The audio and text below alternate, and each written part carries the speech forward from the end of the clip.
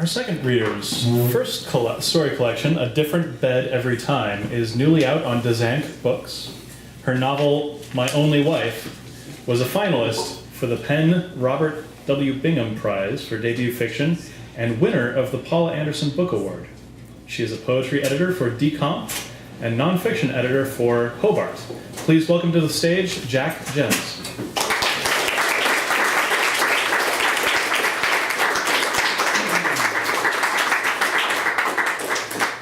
After you. Thank you for lowering the mic. Of course. Good. This story is called The Wrong Sister. Okay, say the reason you're stuck here in limbo is totally unclear to you. Say you were a woman who cared about little but treated others basically well.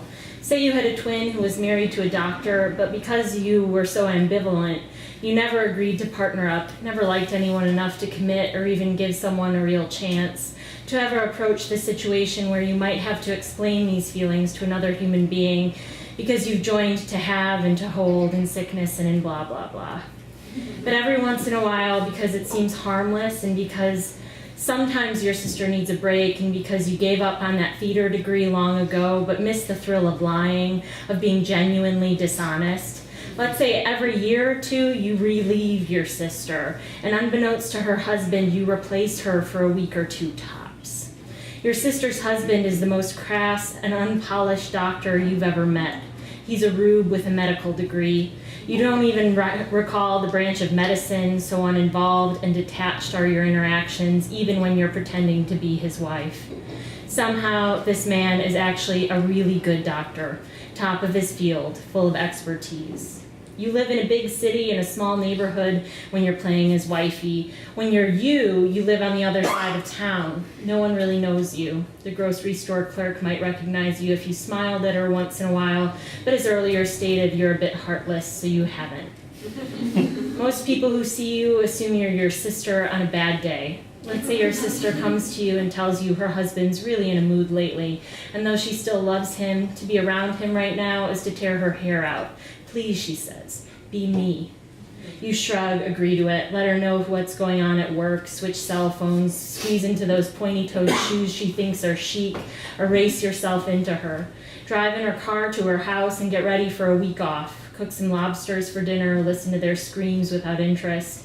Smile at the rooftop garden, at her husband's color-coded tie rack, at that godforsaken dog confined to the laundry room.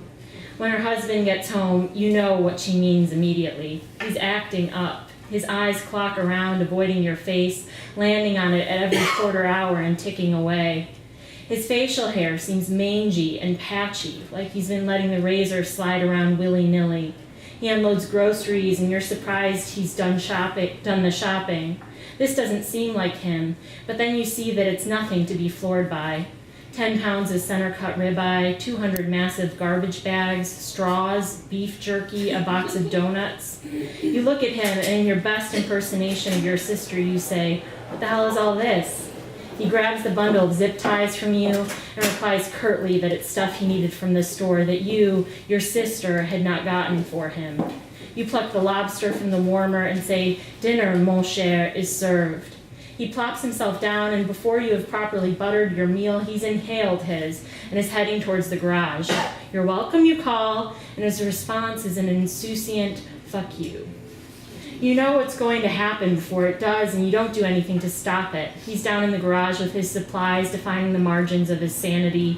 He's making illegible decisions and convincing himself he'll decipher the handwriting later. Here's your sister's husband, your husband for the sake of the rest of the story, and he's planning her demise, your demise, accordingly. And you know it'll be complicated for your sister when all of this unravels, but there are no children involved, so you say, "What the hell?" You wonder about your sister blaming herself, but figure she'd rather feel guilty than dead. You, however, are ambivalent. Here's what will happen. Your husband will come downstairs and apologize. He'll ask if you want to go get a drink. He's had a wretched week. You'll say, "Where?" He'll say, "How about we just head around the corner to Ray's?" You'll say, "Sure," and head for the garage. He'll rush after you, pull your arm, suggest you just walk. The car's been acting funny. You can imagine what he's got laid out in preparation in the garage already. Trash bags, cutting tools. If he's smart, some lye. God love this man and his nutty streaks. He has no idea anyone is on to him, least of all his victim. You think how foolish he is to do it in the garage. The concrete will stain. But it's not your problem. You think of calling your sister and saying something cryptic that might ease her guilt after the fact, but decide it might be too fishy. You want her free and clear of this nut job ASAP. Birds glide beneath your skin. For a moment you think, who's the nut now? You're convinced this joker is going to kill you tonight. What, suddenly you're clairvoyant? But you know too well he has that calm about him, where he's sure of himself and he doesn't need to do any convincing. He just needs to let the story unravel. The birds keep chirping, but you're still convinced you cannot get gone enough. He's sure this will solve all his problems, but you know this gesture will be read like a wasteland. It doesn't matter what's been or what will be. Tenses have been paved over. Say you walk to Ray's, you sneak to the bathroom, you examine your face in the mirror. You're pretty sure you don't believe in an afterlife, but in the event there is such a thing, who knows if you'll be able to see anything, much less your own face. You look at the blue flame-tinted circles beneath your eyes. You think of all the deaths you've avoided. The canoe trip in the storm, the mugging, that time your appendix jammed itself huge into the rest of you, all incongruous warnings for the decision you're making right now. You look a little longer. No, you're not getting sentimental, but you want to make sure there's enough time for the sedative to dissolve in your drink. You don't want to wake too early to a gray, foggy cloud of your own bright scarlet. You don't want to see the brownish tint of you as the yellow pages sop up your gore. You emerge, and the bartender gives you a look like he has a secret he knows he should tell you, but you look away so he doesn't feel implicated. The whiskey barks down your throat all familiar-like, but husband is all fanned eyebrows and tilted breath. You gulp the drink down and smile at husband and bring his hand to your mouth for a kiss. It is sweaty, but you make nothing of it. The rest is blurry. You get loopy and other patrons notice. Husband takes you home. He butchers your somnolent self like a fine-boned rabbit. He flushes 14 pounds of you down the toilet. He files a missing persons report and your sister grows confused. They never find the rest of you. Stories start coming out around the neighborhood, large purchases of rubber gloves, trash bags, knives, and saws. A regular at Ray's says he saw the two of you there and tells how you'd gotten wiped out with one glass of whiskey. Husband's office reports missing quantities of sedation samples. The police find the wad of your muscle and fat in the septic tank, and your husband's lawyer argues a person could survive the loss of this much flesh. He charms the grand jury into thinking the evidence is inconclusive. Turns out it doesn't matter if people recognize you buying the damning supplies.